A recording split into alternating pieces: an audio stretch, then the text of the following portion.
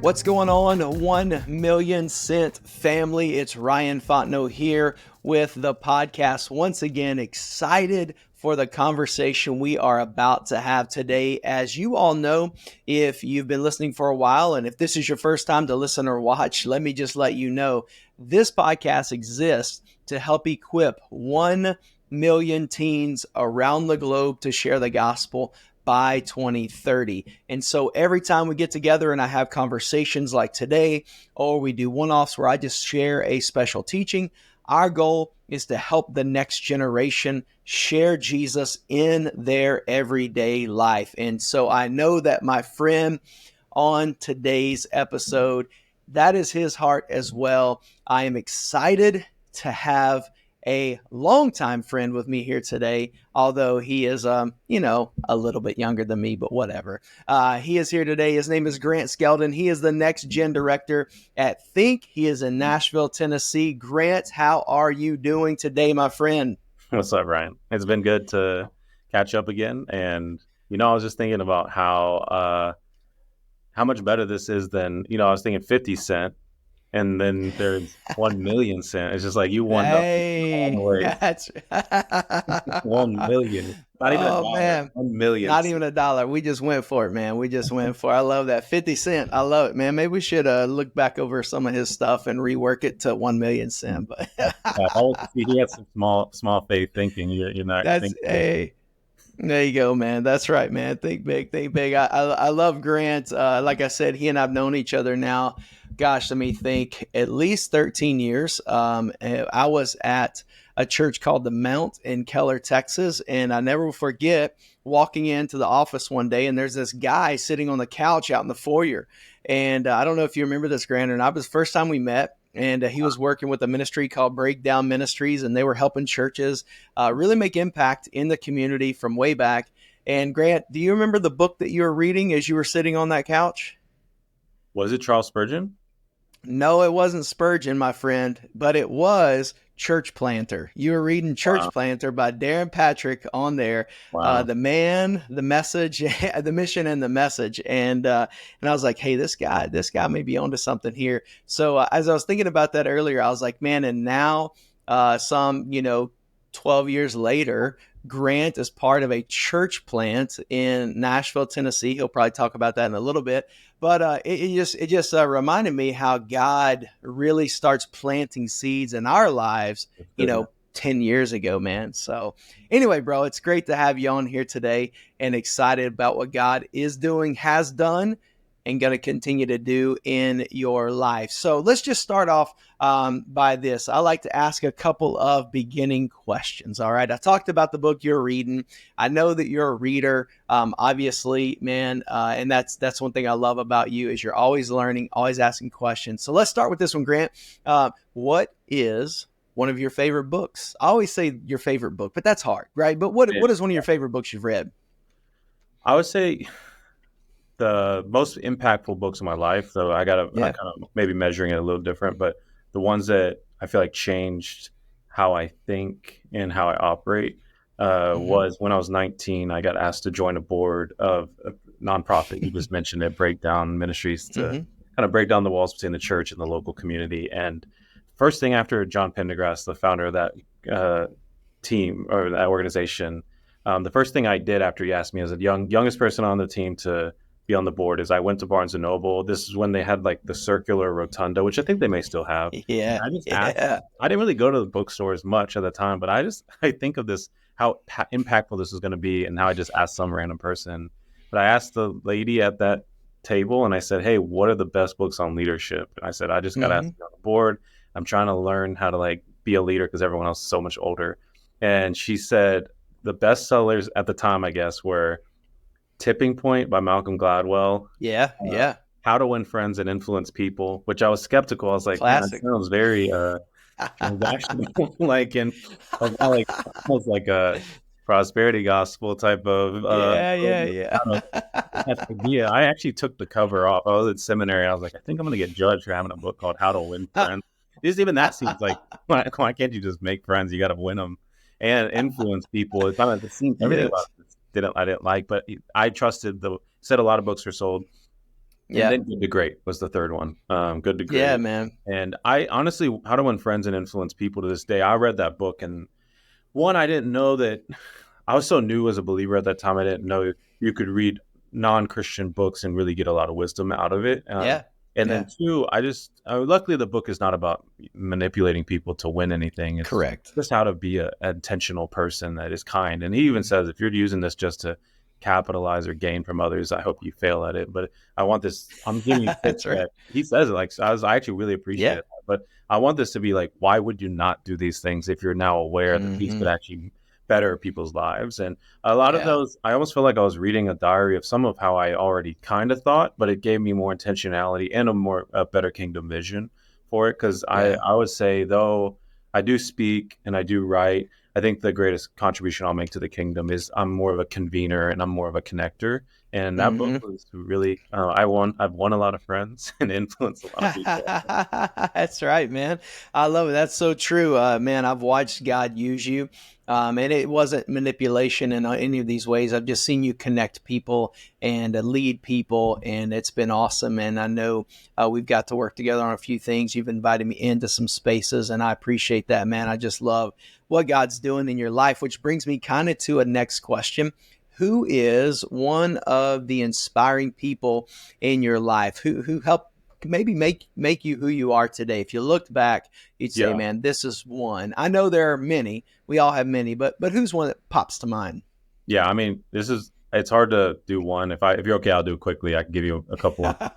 You give me a I list, really man. Give have me a I list. have five real people, one fake person. There The you go. five are historical figures is Charles Hmm. Spurgeon, uh, Hmm. George Mueller for prayer, Hmm. Spurgeon for Hmm. preaching, but also just navigating leadership at that Yeah. time, such a young leader. I Yeah. would say C.T. Studd, his Hmm. ability to motivate and give up his position of, I think it was lacrosse Yeah. or cricket, maybe. I think it was cricket, actually, and convince his whole team to like, hey, we're going to leave being at Princeton and instead go be missionaries. So it's like Yeah, using your bro. influence as an athlete Hmm. for missions and at such a high level, and convincing your friends to join you as a community was huge. I think George Mueller, yeah, like I said, around prayer. Martin Luther, that dude just he's definitely a pioneer. He was a little Yeah. blunt Yeah. sometimes, but I think he's definitely a pioneer. And C.T. Studd, George Mueller, Charles Spurgeon, Martin Luther. I feel like there's a fifth that I'm missing. Oh, William Bro. Wilberforce. There Um, you go. yeah, I William. was like, you just named like a Mount Rushmore of people, bro. Yeah, So no, it is. the faith.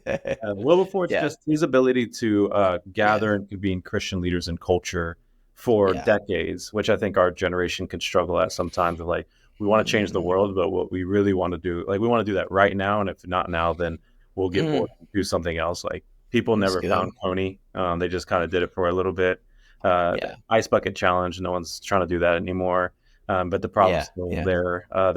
There's thing Hmm. after thing of like, we'll jump on a trend, but I love that they committed as a community 26 years. Hmm. Politicians, brewers, speakers, Henry Yeah. Venn, who created the Venn diagram, mathematicians, all towards artists, towards ending the slave trade in Yep. Europe. And so I like them. And then George Bailey from It's a Wonderful Life actually is like There you huge, just go. guy who changed his city and didn't even realize how much he was doing it.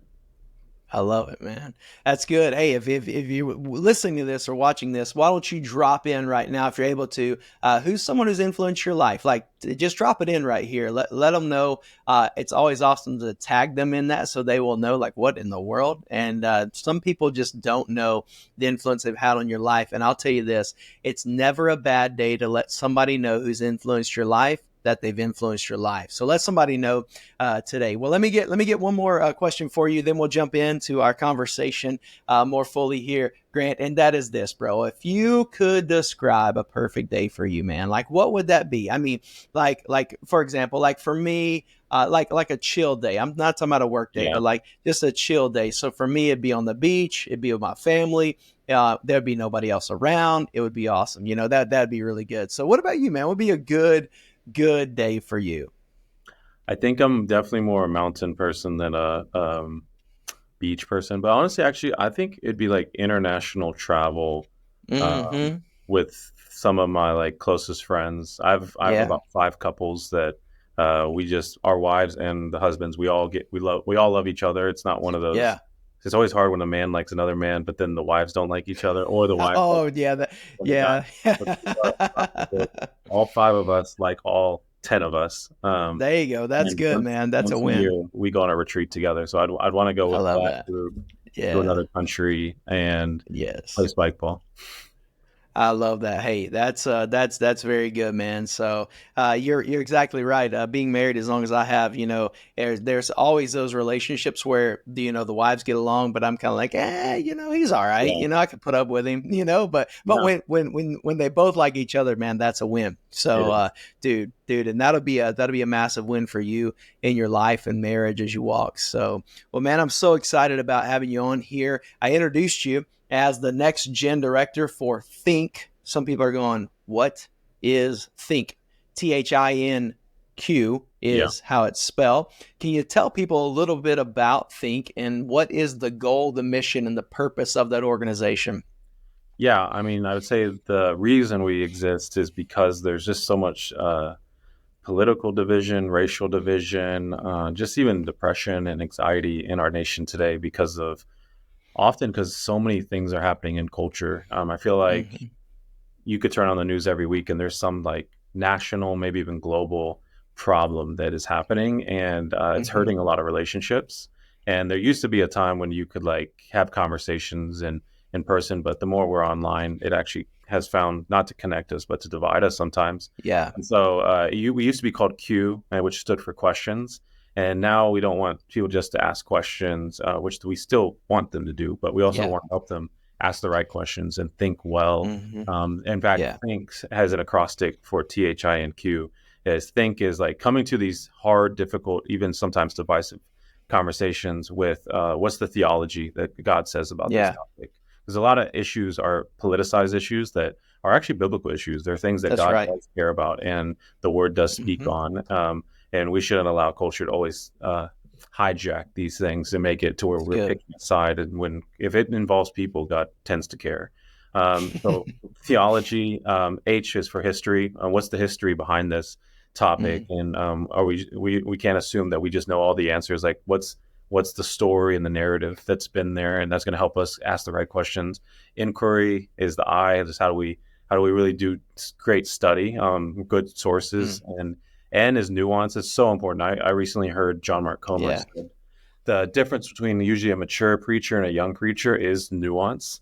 Just the Mm. ability. Young preachers, we tend to come in as like, discipleship is the answer. Why are you not doing it? And it's like very strong. It's like, all right, there's also evangelism, there's Yeah. also this, there's just the ability Right. not to, you can almost build a platform these days by crushing another side, and the ability Yes. to operate in the nuanced honoring of different sides so we could actually have healthy That's conversations. good. So Yeah. theology, history, inquiry, nuance, and then Q is now we can ask way better questions because we Yeah. do the work. And so we want to help people create conversations that lead to wisdom in light of what's going on in our Mm. world today.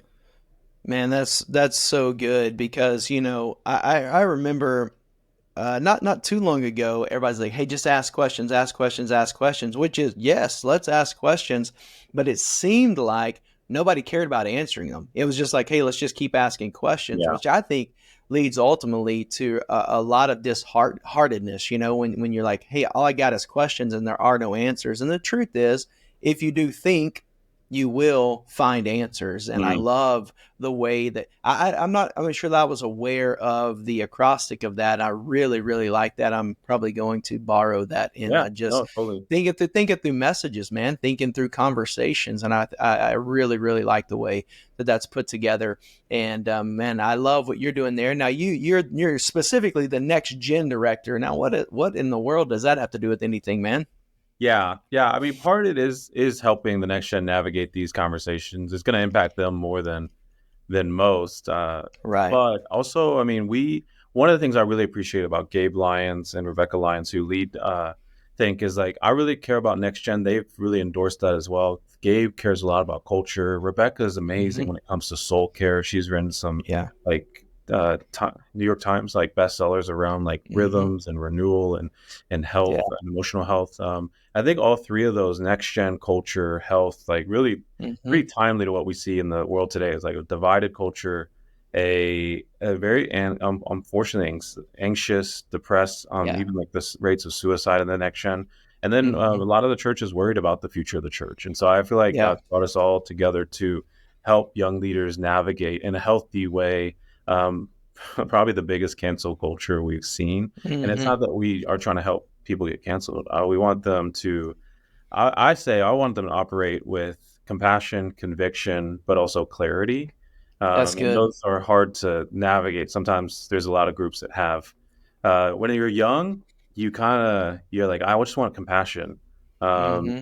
But as Hmm. you get older, you're like, well, the word does say this, and the word does say this. So Yeah. it's like, well, is there a way to do compassion and conviction?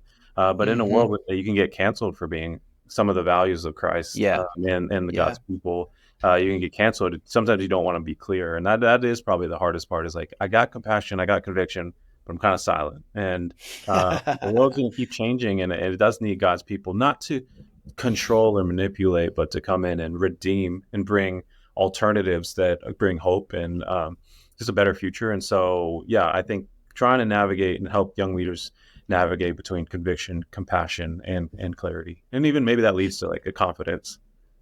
Yeah, I would 100% agree. And one of the things that I tell young preachers and old preachers and really teenagers all the time is like, be clear. Like, and I think it's so important.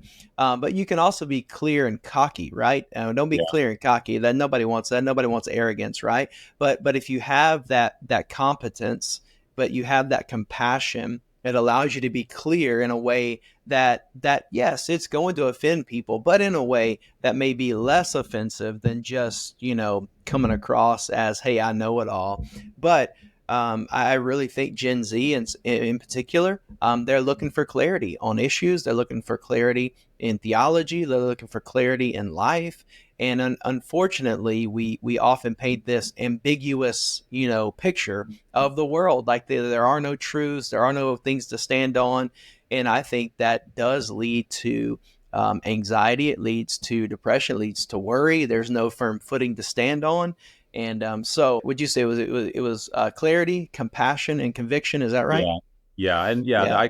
I got ironically going back to the Henry Venn and the Venn diagram. If you don't know, Mm-hmm. just to kind of verbally explain it, it's like when you see the three circles over each other. Mm-hmm. Like That's if you right. were to Yep. put compassion, conviction, and clarity, some have, Yeah. let's say, compassion and clarity, no conviction. So it's That's you right. see like a lot of churches, progressive churches, kind of moving that That's direction, correct. where it's like we're very clear and we fully focus on compassion. And I Mm-hmm. can understand again if you look at the history of the church and some of the Yeah. theology in light of the history and how it's been shared. I could Yeah. see why some churches would go that way. I do think in that's hurtful. Lisa Bevere said this at a younger gathering we were at recently, and she said, "For so long the church preached truth without love, that Yeah. now the world is preaching love without truth." Mm. And Yeah. I don't think that's helpful either. But that's what happens when those two of just, I think, conviction, clarity happen. I would say it's like, That's right. wow, it's hard, Yeah. and it's pushed people to Yeah. say, I want to do compassion and clarity. But Mm-hmm. yeah, doing all three is hard, but I think it is necessary. Yeah, it's worth the work, man. It's very much worth the work that God's called us to. So, well, specifically in this podcast, we want to help the next generation. We want to help teenagers have faith conversations, Jesus conversations in everyday life. And I know one of the things that you have always been good at is bringing people to the table. As a matter of fact, we asked Grant to come speak at a conference we're doing, and kind of me interview him and stuff. And he's like, "Hey, can I bring some other people with me?" I'm like, yeah. Grant is always going to bring the train with him, man. I love it. So, but I think this is a really good model for us in sharing our faith in this next generation. They want to have a conversation. So many times they don't just want a presentation. They don't want to, hey, here it is, and let me dump all the information on you. Now you deal with it. But they want to have a conversation. And that's one of the things we're passionate about is helping them understand right theology when it comes to salvation, so that it can be woven in conversation. But how are you seeing gospel conversations thrive in this next generation, and or how can we help them thrive. Yeah, I think that, I mean, so for me, I going back to even the compassion, conviction, clarity is, I probably for 10 years of my faith, maybe even 15. I mean, you kind of reminded me how old I am by saying we've known each other faithfully. And is so maybe yeah, the first 10 years was I really compassion and conviction was where I was. I think some rules I had is I'm never going to be the kind of Christian that wants to crush people or enjoys Mm-hmm. doing that. It's But good, man. also I'm never going to kind of land somewhere where I'm trying to force the word to say something because I Mm-hmm. want it to be that way, and or Yeah. if I have to do gymnastics with the scriptures in order to make this work, then I've just got to trust God. Like Adam and Eve, Yeah. they're in the garden, and I know we always want the answers on like why this or why this and why that, but like when Mm-hmm. God's like, you have all this, and I'm just saying, trust me on this. I've Yeah. learned, I'm just going to trust him. Like we've seen what's happened because of Yeah. Yeah. doing that. And so I'm just going to trust he's the creator. He's, I think, the wisest person, and he has very good intentions, better intentions for me than I have for myself. I'll Come say. on. So Yeah. Hey fam, real quick here, I wanted to drop in and just remind you of our brand new book, Live Sent, helping you have Jesus conversations in everyday life. This very simple 12-chapter book is chock full of practical ideas that'll take you from the beginning of why evangelism even matters all the way to what are some ways that I can in everyday life begin to start Jesus conversations. Some incredible stories already coming out of those who are doing it. You can read this on your own. Hey, youth pastors, you can order it for your group. Contact us for a discounted price, and we will make sure that you are equipped to go tell your world about Jesus right where you are. Simply go to ilivesent.com. Now, back to the podcast. but with that clarity part, though, I'll be honest with you, Ryan. This is actually a last year, especially, is I was preaching on evangelism exponential, and I shared with the group. I said, when I first got into the faith, I was so driven, like many others, to like I just want everyone to know God. Like I had this idea of who He is, and now it's been reframed, and I realized I really missed it, and kind of Christians in a way got in the way of me knowing Him like this, and I just want them to know. I want them to know Him, but for whatever reason, I found that my gifting was strongest though and maybe not the work of evangelism, but in the work of Mm-hmm. convening evangelists and accelerating evangelists. And Mm-hmm. I want Yeah. as many people to be reached as possible, that I maybe Right. took a little bit of a back seat of like, I'm a convener and accelerator, maybe not that one Mm-hmm. actually doing the work. Yeah. Almost Yeah. to the language I almost felt like was, you are going to help the older brother and get a whole bunch of older brothers together and convince them towards your generation, Mm-hmm. because the older brother has resources, they have way more people, and if you could get them, imagine how much prodigal sons will be reached. And Mm-hmm. I do Yeah. think God's used me in a lot of ways for that, but I wish I didn't take myself out to think, oh well, I don't have the gift of evangelism as much. I'll also It's be honest good. with you, is that I there's a guy, I went to Southwestern in Fort Worth, and Yeah. I do not speak to youth actually that much. I speak to a lot of young adults, and especially a lot of high capacity young leaders, and then I Mm-hmm. help churches with mostly like young adults. Um, but I don't know. There's something about youth. You're great at it. You can do like both. I think anyone who could speak to adults and youth, there's just a different way you got to do it. And Mm-hmm. um, I remember, I just feel like there's a little bit of entertaining I have to do, and I really struggle with that with youth. There's a little bit of, I feel like Yeah. parents or pastors, they come in like hungry to learn, like tell us how do we reach the next gen. Yeah. Young people are like, who are you? And even if I told them, oh, I work with Think or this or that, Yeah. they don't care. They're like, what? Yeah, Yeah. it doesn't matter. So all that to say, I got a friend from Southwestern who said, "Hey Grant, it's been like 8 years, or maybe 5 years, 7 years. Would you come and preach to my youth?" And it was in Weatherford, Texas. Mm-hmm. And Mm-hmm. usually I say no because I just also haven't done a lot of D nows, like share the Yeah. gospel and call them. And I almost feel embarrassed telling you this, there, Ryan, because you're No, like, man, go ahead. "Ah." This is awesome. But That's I awesome. did it, and I said, you know what? Okay, I feel prompted like I'm supposed to do it, and I do it. There's probably 200 plus kids, and Mm-hmm. first night, man, one kid came to Christ, Mm-hmm. and a lot of my friends was like, "That's amazing," Yeah. but Yeah. I just felt like it was so pulling teeth for me, and so hard, and I felt like I just felt maybe because of the weight of this isn't just equipping, this isn't just sharing Yeah. about the word. This is huge. Like this moment is so important. Maybe I was Mm. letting too much of that go to my head and think that Yeah, it was man, get in your maybe headspace. on Yeah. me instead of on God. I think there's part of that. But I seeing that one kid, I went back home to the place we were staying, and like I do, I brought two kids I was discipling, Mhm. and I told them, hey, I feel like that was pretty rough because they see me speak at other places and kill it, Right. but there was something different that was there, and I said I feel like it was pretty rough. What do y'all think? And they're like, we'll be honest, like it was bad. Like they didn't even like try to pick it up or anything. I was like, yeah, it's pretty bad. You- hey, And hey, pause. Hey, everybody listening, you need to get people in your life who will speak truth to you like that. That's awesome, man. I love it. Go ahead. Go those ahead. kids are like, I felt like I led with I need encouragement, and they're like, nah, Yeah. it's pretty bad. You know, They just went it at was it. even worse than I perceived it probably. And so, Yeah. what's so bad, Ryan, is like you're supposed to you still got to preach like three more times the whole week. Right. I'm like, Yeah. oh my god, I was even thinking of not depressed.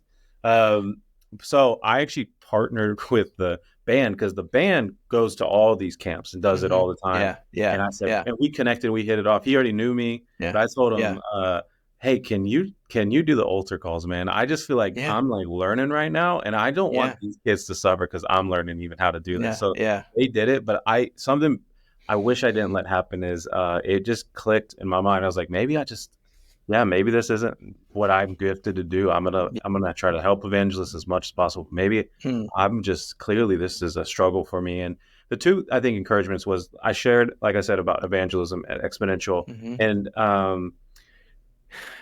and all that to say, a pastor came up to me after sharing the story, and he said, "Hey, one thing I want to encourage you is just to revive your confidence, not in yourself, but in the gospel." That's right. Yeah. Because he said, "I'm hearing you talk about everything else, like discipleship, the Word of God, faith, Hmm. and the future of the church, all this stuff, and you speak with such like conviction and confidence, but when it comes to that, Yeah. you kind of started squirming and this and that." And he said, it's he said, here's what I'll say. You speak as if all these other things are life and death. Like you are convicted Mm. it's true.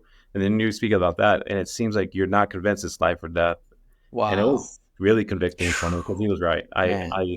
I had checked out mentally. Like that's not my Yeah. gift. It is life and death, but I can't be a part of changing That's that. wow. And so that I've been wrestling on. So that was March of this year. And then I talked to a kid here who you got to have on the show if you haven't already heard of him. His name is Daniel McLeod. He takes Okay. hundreds of kids to Broadway, which is like thousands of people. It's like a country Times Yeah. Square of Nashville, Okay. and has tractors go up and down, does worship, and he trains kids and preaches the gospel every week for Cool. 3 years that I've lived here and more. Yeah. Amazing stories. I mean, preaching at raves, preaching at Yeah. these unique places he gets invited to share the gospel. But he kind of came to me and just talked about how, as you know, it's a muscle. And he said you were just Yeah. like you went to the gym once and then had a Yeah. bad experience and then gave up and solidified your identity on that gifting Yeah. instead of like keep going to the gym. And I was like, that's so true. And so So that's kind good. of been this last year. So lastly, I know it's going a little long, but I went back from that Puerto Rican guy. It was the pastor at Exponential who kind of called me out. My brother lives with me. And Hmm. as you know, Ryan, it's kind of like the family evangelism is almost the hardest because you got such Yeah. history pre-Christ. But I That's was just right. kind of amped up. Okay, it's life and death. And my brother lives with me. If he's close to God, getting there, but I'm Yeah. always like mostly taking the slow relational evangelism. Hmm. I don't want to hurt him by the church that he's already been hurt by. So I don't want to add to that. But Yeah. I think I'm playing it too safe. Is he asked me for something and he's like, "What do you think I should do with this and that?" Didn't even have to do with God. I was like, "Okay, let's get the Bible out right now. I'm gonna tell you." I would never do that. I would never say the Bible's about to answer this question. Yes. But he was Yes. so Yes. open to it. He was so I down, love it. and he's like, we just read it Wow. for like and talked about it for like an hour, and I was just like, "Gosh, why have I not been doing this my whole life?" Because I've been trying to like be a cool Christian that's not Yeah. offending you and showing the Mm. best parts of Jesus and in the false identity of who I am and what God can Yeah. do through me. Man, that's I love that story. That's what I love about you, Grant, man. You're not afraid to just say, look, man, here's where I struggle. And I think that's what honestly, that is what this generation longs for is people to go, hey, I don't have it all together. Here's where I have struggled. Here's where I blew it. Here's where, man, God's working on me. And man, that's such a great story. And I believe the enemy does that to all of us, right? Yeah, And whatever our gifting is not, he's like, then you can never do that. And so, man, I love that. I love the fact that the Holy Spirit's like, no, Grant, the enemy's not taking you out on this, bro. God's giving you a platform. And yeah. I'd hey, love to man, ask you a question on that, actually, Brian, if you're yeah, cool with go it. ahead. Yeah. Why are you going to flip the script on here? Let's Hey, go. Go I do ahead. a Go podcast ahead. too, and I'm like, I always tell my guests, like, hey, until you ask me a question, it's just an interview. But if you want to have a conversation, you can ask the questions yourself. Okay, ask me a Well, question. and I'm curious too, because I'm curious. Did you share the gospel at a young age? I know you got to, Mm-hmm. because I met you as an evangelist, and Yeah. as an Mm-hmm. itinerant Yeah. speaker.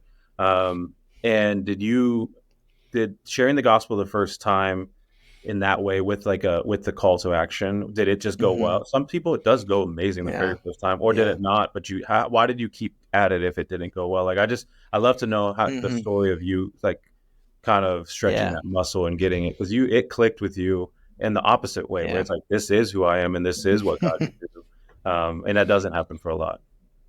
Yeah, so for me, this is really weird. I don't know if you know this story about me, but I was leading people to Jesus before I knew Jesus, and so I Yeah, grew up in church. My pastor was an evangelist. The youth pastor, who actually got me back in church, was very evangelistic. When I was growing up, Grant, before you were born, there was a new way to share the gospel coming out like every 6 months, man. They're yeah, just putting new training out all the time. So I knew how to share the gospel. I'd go out with my youth pastor, and man, we'd knock on doors, visitation, and all that stuff. So we would see people saved, right? So hmm, here's the thing, and you said it, and that pastor said it to you. Like, the power is not your presentation; the power is the gospel. And yeah, so think about me doing that for a year, and then coming to Christ my freshman year of college, and thinking back, going, well, what was all that? Like, are all those people not saved now because I wasn't saved? And it was like the Holy Spirit said, really? Are you serious? Like, no, you are not the power. You didn't save anybody. The gospel saved people. And so it was kind of the culture I grew up in on yeah, how to share the gospel. But it wasn't till I was actually in seminary and went over to Amsterdam, where Billy Graham was holding a conference for international preaching evangelists, that I felt the call to be an right, evangelist, right? yeah, So I was more personal evangelism. I would tell people about Jesus personally, and I saw people saved that way. Had lots of great conversations, I'm absolutely sure some horrible presentations. I had no doubt about it, hmm, that I did. But when God called me to evangelism, that's a different deal. And you're exactly right. There is a weight when you preach the gospel, and now you're about to give people an invitation to respond. And when I get in my head is, oh man, what if they don't respond? I probably messed up. That's when I get hesitant, and yeah, that's when I yeah, start yeah, fumbling all over the place. But when I say, look, it's not my gospel. I can't save you. Like, when I know these things, and I have to remind myself of this stuff. Like, I don't save anybody. I mhm, can't call anybody. All I can do is invite them to receive what Jesus has already offered them. yeah, And that's all I can do. And if one person comes or 100 teenagers come, like, I didn't do any better or any worse, right? And yeah, so I think reminding ourselves that the power of the gospel is enough. That's it, and it's God's work from start to finish. Obviously, we want to be prepared. But if we'll keep our confidence in the gospel, in the work of the Holy Spirit in people's lives, man, that's kind of where I rest now. And good, now, having said that, there have been plenty of times, bro, when I've walked off the stage or left an event going, oh man, I don't even know if I'm supposed to be doing this, because mhm, maybe not as many responded as I thought should. You know what I mean? yeah, And yeah, so yeah, man, that's a real wrestle. But every time I see that, man, I think it's a wrestle of my flesh and pride. yep. That's what it is. So yeah, man. I remember hearing this from years ago, and I never asked you about it. Actually, someone told me. I think maybe it was Philip or just one of our mutual friends that Yeah. that they went with you something you were traveling and preaching, and the call to repentance or call to Mm-hmm. salvation. And Mm-hmm. you know, the common thinking is everybody close your eyes, and Yeah. um, Yeah. it, it, I jokingly, I was like, I asked my good friends, not on Instagram. You can like Mm-hmm. share with your closer friends or close friends. Sorry, Yeah. it's like, hey, when you guys, because I have so many friends that do it, I was like, do people look around? Like, are they really hands going Mm-hmm. up everywhere? Do you guys say that Yeah. because it helps motivate people to raise their hands? And but what you did was different than that, because that's the most common, like 99% Yeah. of Yeah. it. Is you did Yeah. like, hey, we're not going to close your eyes. I'm going to have you. Yeah. It's something about the verse, like Jesus says, like, if you acknowledge me here on Yes. earth, Yeah. and I'll Before acknowledge you men. to the Father, Mm-hmm. I think. Yeah. And you kind of had them, which I think I would have been like, all right, this is it. This is it. Like, this is the real deal. But is that true? Or like, do you do that a lot? Was that just No. sometimes, Yeah. like, that when prompted? Yeah, yeah, I've done that and I do that still. You know, there's still times where I'm like, hey, we're not going to turn out lights. We're not going to bow our heads. We're not closing our eyes, that kind of stuff. There are times where I do that as well. I'm like, Yeah. hey, everybody just bow your head, close your eyes.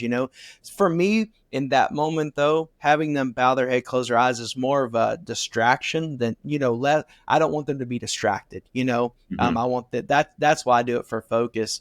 But yeah, there's still plenty of times I'll call them, hey, don't close your eyes. We're not bowing our heads. The music's not playing yet. Man, if you want Jesus, you heard the message. His invitation has come.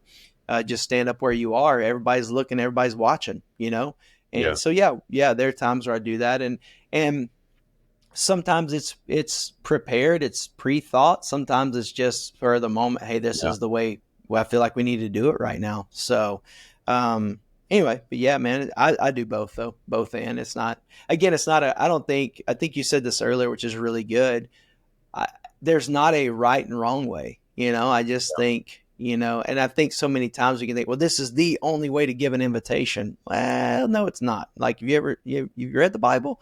So like, there are a lot of people asked a lot of different ways and invited a lot of different places and spaces. So it's a way, but it's not the way. So Yeah. yeah. Yeah, man. Hey, well, I want to ask you this, man, before we wrap things up here. You've got an incredible summit coming up. We have lots of young leaders that are watching this, pastors. We have teenagers. We have youth pastors. We have volunteers. You've got a summit that you're putting on in Nashville, correct? Yep. So called the Next Gen Summit. Is that Mhm. correct? Or hopefully I got that right. Yeah. And why don't you tell us a little bit about that and why someone should come? Yeah, I just think that there needs to be a place where young leaders can come together and gather.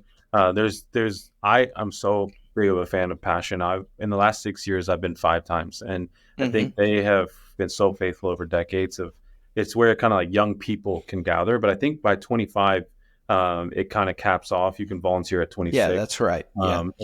and God does a lot from that, and that's their mission. And but from like Mm-hmm. 26 to 35, it's around 26, especially around 30, that God starts really giving a lot of leadership responsibilities. And now you're not navigating learning; it's like you're navigating leading. And That's there's right. also some amazing 19-year-old, 18-year-old, 21-year-old Christian Right. leaders. God often Correct. thrusts young people into big responsibilities at Mm-hmm. a young age. And Right. I would just say I want to have a place where we don't just gather young people, but we also gather young leaders. It's And good. this is going to be multi-denominational, multiracial, and I would say multi-industry. I think Yeah. there has been for a long time a sacred and secular divide, Yeah. where we view church as ministry and anything else as like work, and Yeah. the Yeah. B team. But in a world today where most the Gen Z and Gen Alpha doesn't even go to church, then we have to Mm. empower and equip Christian evangelists and missionaries and Come on. cultural redeemers in the marketplace, entrepreneurs as speakers, authors, musicians, creatives, athletes, Mm. actors. So I've had a community of high capacity Christian leaders in Hollywood and in the speaking world, and authors and uh, online influencers and Mm-hmm. Christians in politics that are all been coming together, hundreds of us for 6, 7 years. And this is the very first time to gather and say, hey, let's come together and bring all of our friends and bring all other Mm. leaders that are in that spaces. And so there will be a lot of pastors and ministry leaders, and there'll be a lot of Christians that are leading in other spaces outside in the Yeah. world. We'll have speakers like Matt Chandler, Jonathan Pokluda, um, David Platt. I think Trip Lee just jumped in. Man, you bringing in the B team. Why are you doing that, man? So. But also, actually, Ryan, this I actually get. remind me too is like a I huge love it. thing. I don't think there's a place that introduces new young speakers anymore on a national Yeah, platform. that's right. Yeah. And I really, half of the group is kind of the older leaders that are huge Yeah. mentors and believers in our generation. Exactly. Dave and Rebecca Lyons. There's a lady named Mm-hmm. Alicia Britt Sholey. I don't know Mm-hmm. if you've heard her. She wrote a Mm-hmm. book called Anonymous. It's amazing. Such like a sage and voice in our Yeah. in the older generation. But also, there's so many young leaders. One young leader that's all about holiness. One's all about evangelism. Mm-hmm. One's all about the Word of God. One about I love it. revival. And then there's tons of cultural leaders. Like there's a tattoo artist. There's Mm. um, a tiny home builder. There's someone. I don't know if you've met Chaz Smith. He's Yeah. actually Yeah. reanimating. He got a huge Bible project where he's even working, I Yeah. think, with the Bible project a bit, where he's Oh, going cool. to do animated Bible stories, but with like a Yeah. next gen, like kind of like a meme like twist, but it's all cartoons and it's Cool. very humorous. It's like, what if, I don't know, like I don't even know what kind of theme to call it, but it's like, Well, if what if, Chaz is doing it, you know it's gonna be cray cray. yeah, So. yeah. But this really unique place for mentors that want to see the next gen thrive and Yeah. young leaders that have anointed messages. And then lastly, I'll just say there's a ton of hanging out, a lot of after Yeah. parties, a lot of lunches. Oh, we definitely gonna hang. You know that. So. Yeah. We're on Broadway. It's going to be at a That's historic right. church on Broadway in downtown Nashville. Awesome. It's going to be an awesome I time. love it, man. I love it, bro. Man, I'm so proud of that. Where can people find out more information about that, and Yeah. how can they get connected with you? Yeah. So for me, luckily, there's only, I think, one Grant Skeldon in the world. My dad's, Uh-oh. I've never seen my last name before. So it's just Grant Skeldon, Skeldon. So grantskeldon.com, at Grant Skeldon. Even my Venmo's at Grant Skeldon. And so, but then with the retreat, the Next Gen Summit, it's November 10 and 11 in Nashville. And you can find more at nextgensummit.com. And it's NXT. So next NXT Gen, GEN Summit.com.